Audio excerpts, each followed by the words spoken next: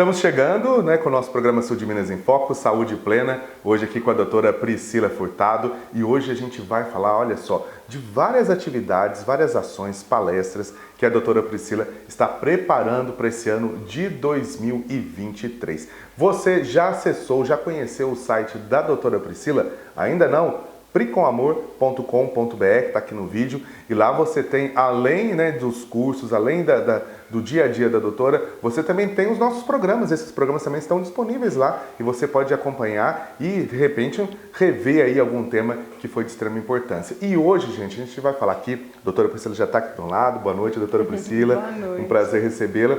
A gente vai falar, olha só que bacana, dos cursos que a doutora Priscila está programando para esse ano de 2023. Vou fazer uma pergunta para você de casa. Você tem dificuldade de dormir? Tem dificuldade com sono, de lidar com sono? Doutora Priscila sabe o caminho pra gente, né, doutora Priscila? Porque uma noite mal dormida é um dia mal resolvido, né? É isso mesmo. A gente tem aprendido cada vez mais sobre a importância do sono, como que ele é importante para a nossa memória, para o aprendizado, para o nosso humor e até mesmo para o funcionamento do nosso organismo. Quem dorme mal tende a comer mais, está relacionado a uma maior ingesta de calorias, ganho de peso. Às vezes a pessoa faz dieta e não consegue dormir bem, e isso daí influencia, ou seja, você faz um esforço enorme, mas não vai ter o resultado que você gostaria, às vezes por algo simples, algumas correções na rotina que vão ajudar você a dormir melhor. Você sabe que hoje é algo muito prevalente na população, né? A questão das dificuldades para dormir. As pessoas automaticamente buscam, às vezes, muitos medicamentos, os próprios profissionais de saúde... tarja preta ali para poder, né, deitar. Os profissionais de saúde receitam, ou às vezes o paciente, a minha esposa está tomando, vai lá e pega Tem muito isso, comprimidinho, né? O vizinho está tomando, eu peguei um do meu vizinho.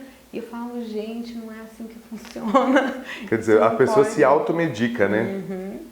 E realmente o que eu percebo na rotina é que às vezes, como as consultas têm ficado muito rápidas, a gente não tem tempo para conversar, explicar e falar tudo o que é necessário. E quando a gente pensa em higiene do sono, que é esse cuidado que a gente precisa ter na hora de dormir, para ter um sono mais tranquilo, um sono de qualidade, às vezes são pequenas coisas que a gente pode mudar no nosso dia a dia.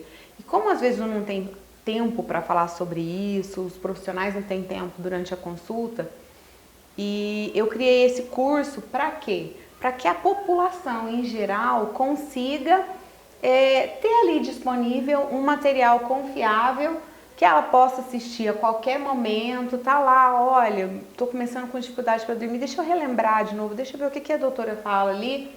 Tem várias dicas, várias informações importantes sobre hábitos que às vezes a gente vai desenvolvendo, sobre coisas que às vezes a gente acredita que ajudam o sono e na verdade pioram. Então tem todas as explicações lá para que as pessoas aprendam e coloquem em prática. Eu já tive inúmeros pacientes que conseguiram deixar de usar medicamentos só fazendo essas mudanças de hábito. A gente fala muito nos hábitos aqui no programa, né? E o sono também é reflexo dos nossos hábitos. Qual seria, doutora Priscila, um hábito bacana para a pessoa que está acompanhando em casa tentar dormir? Qual que é o segredo para um sono perfeito?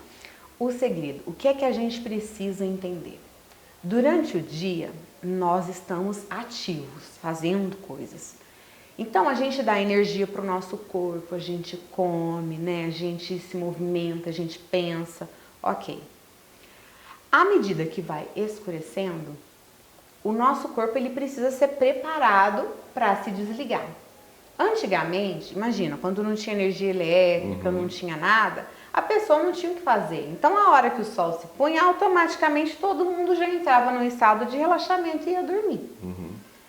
Agora não. Agora é telefone, luz, televisão, TV, tudo. telefone, né, inúmeros dispositivos, ou seja, o sol se vai, né, escurece, mas a gente continua dando estímulos para o nosso corpo e dizendo para o nosso corpo, olha, é hora de ficar acordado, nós estamos em atividade ainda. Às vezes comer antes de dormir, né, come muito antes de dormir, você está dando energia, o que seu corpo entende? O que seu corpo entende? Opa, energia, hora de ficar acordado. Então, a gente precisa desenvolver hábitos que digam para o nosso corpo, olha, eu já estou diminuindo a minha atividade, agora é o momento de descansar e ensinar o nosso corpo. Aí tem gente que fala assim, ah, doutora, mas eu sempre dormi bem, eu durmo bem. Ok, você é a exceção. Você é um privilegiado, comemore bastante. Porque deitar ali pessoa... e dormir direto sem acordar é milagre. Que é aquela pessoa que, entendeu? Ela deita durante o dia, ela faz tudo errado e dorme. Por que as pessoas às vezes acordam de madrugada, doutor? O que leva? A pessoa, de repente, ela foi dormir ali tarde, foi dormir umas 11 horas, de repente, dá umas 2, 3 horas da manhã, acorda e perde sono. O que isso acontece? Olha, tem vários motivos, Lucas, e aí a gente tem que investigar. Uma das questões que ajudam a regular o ritmo circadiano, porque o que acontece? O nosso corpo ele tem um ritmo, né? E muitas vezes nós atrapalhamos esse ritmo. Então, uma das questões frequentes é que o corpo perde esse ritmo e aí a gente tem que regular ele de novo. Tem uma maneira muito simples de regular, que é a exposição ao sol, nos períodos ou do nascer do sol ou do pôr do sol. Então, quando você se expõe àqueles raios solares, isso daí ajuda a regular o ritmo. Legal. Então, às vezes você fazer uma caminhadinha logo cedo, no final da tarde, se expor ali, mas de uma maneira tranquila, não é nada agitado. Porque às vezes, por exemplo, pessoal que faz muita atividade física à noite, isso agita o corpo. Você já viu que tem gente que não tem dificuldade, mas tem gente que tem. Que tem, verdade. Então, se você tem que parar um pouquinho e falar assim, poxa, será que é pra mim esse horário? Talvez não seja, né? Observar o corpo também é necessário para você conhecer o que funciona para você e o que não funciona. Existem algumas coisas também que são muito importantes que as pessoas não dão tanta atenção, que é o consumo do café. Então a gente tem que tomar cuidado com o horário que toma o café. E álcool, bebida alcoólica. Sabe aquela mania que a gente tem de, eu vou tomar vou tomar um para relaxar um negocinho para relaxar antes de dormir? Realmente relaxa, mas ao longo da noite ele superficializa o sono. Então o sono fica mais superficial, não aprofunda, é um sono de má qualidade e às vezes você acorda cansado lá no outro dia de manhã e você não faz associação com aquela bebida que você tomou. Quer dizer, então tem essa ligação. Às vezes a pessoa acorda de madrugada porque ela tomou ali a bebida e de repente ela dormiu, só que a hora que acordou já era, né? Superficializa.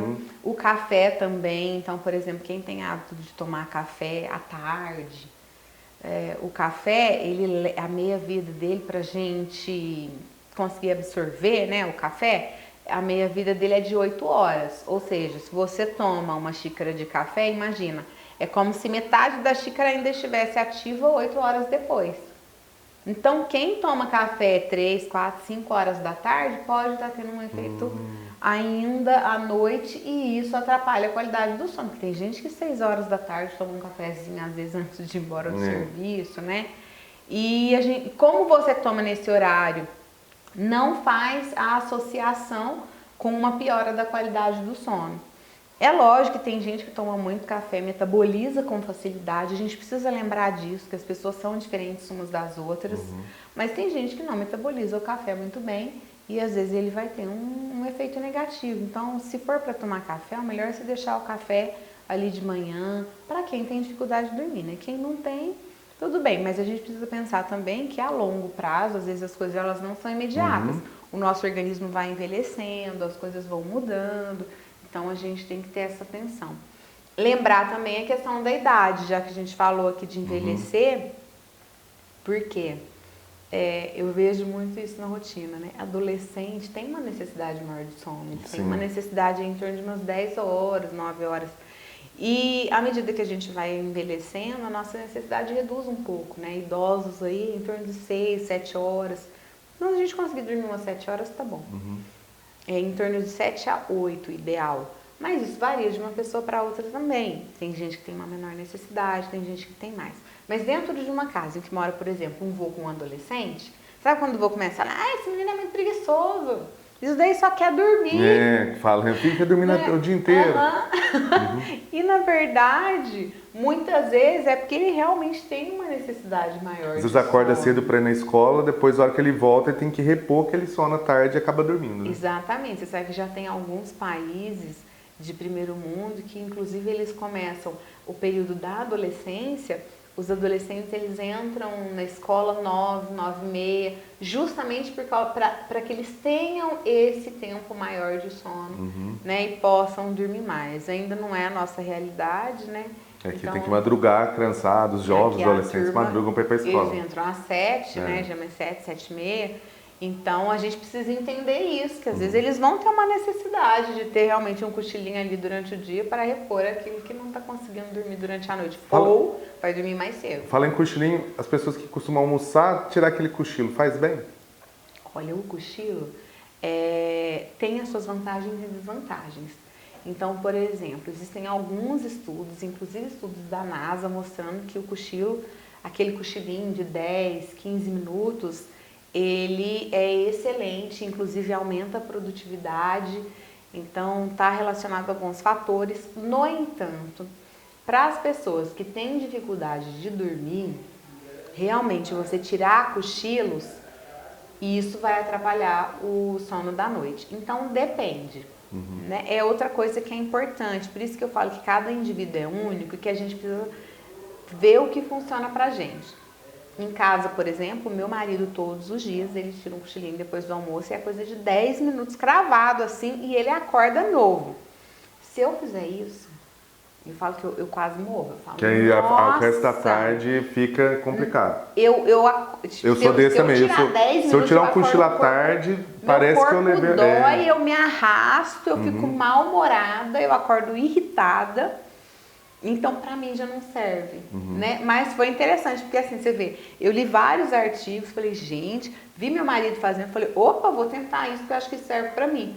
Quando eu dormi, falei, não serve. É por isso que cada pessoa tem um organismo, tem que descobrir qual que é o ponto, né?